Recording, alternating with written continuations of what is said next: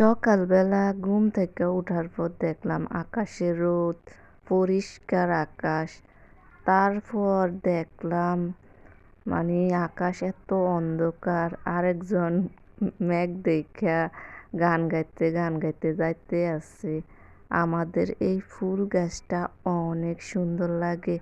আকাশ একটু অন্ধকার হইলেই দূরে থেকে মনে হয় লাল লাল লাইট জ্বলে, এরকম দেখা যায়। ফুলগুলা কিন্তু অনেক সুন্দর।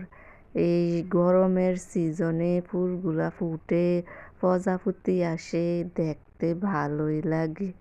আমরা এদিকে একটা কথা আছে যে ধান উঠলেই আকাশে বৃষ্টি হয়। যেদিন এই বৃষ্টিটা আসছিল ওই দিন আবার আমার এক জেঠি উনি ধান সিদ্ধ করতে দিছিল। সবাই বলতাছে উনি যেদিনে ধান সিদ্ধ করতে দেয় ওই দিনেই বৃষ্টি আসে। উনি মন মতো ধানগুলা সিদ্ধ করতে পারে না, আবার শুকাইতেও পারে না, এমন এক অবস্থাত পড়েন উনি। আর এদিক দিয়ে আকাশ এত অন্ধকার হয়ে গেছে। আমাদের এখনো ধান আসে নাই, আর কয়েকদিন পরে ধান আসবো। আর স্কুল থেকে আরেকজনের বাড়ির দিকে যাইতে আছে। পিছন থেকে ডাক দিলাম, হে ডাক শুনে না, যত দ্রুত পারতাছে বাড়ির দিকে চইলা যাইতে আছে। এই যে বাতাস, অনেক বাতাস। যে যার মতো কাজ টাজ নিবিড় করতেছে। আমরা তো আবার মাটির চুলা লাকড়িগুলা ঘরে নিয়ে রাখা লাগে।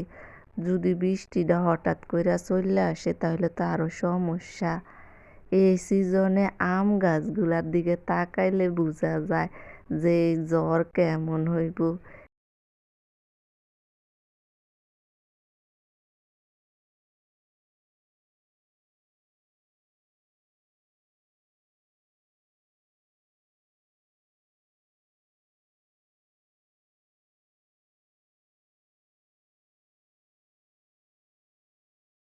আম্মু বাগানে পাতা রাখছিলেন, ওই পাতাগুলা নিয়ে আসতেছে। এই রোদ, এই বৃষ্টি, রোদ উঠলেই রোদ উঠতে থাকে, আবার বৃষ্টি পড়তে থাকলেই বৃষ্টি পড়ে, এমন অবস্থা চলতে থাকে।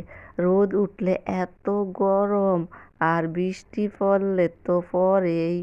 এই যে বোঝা যায় বাতাস আর বৃষ্টি একসাথে শুরু হয়ে গেছে।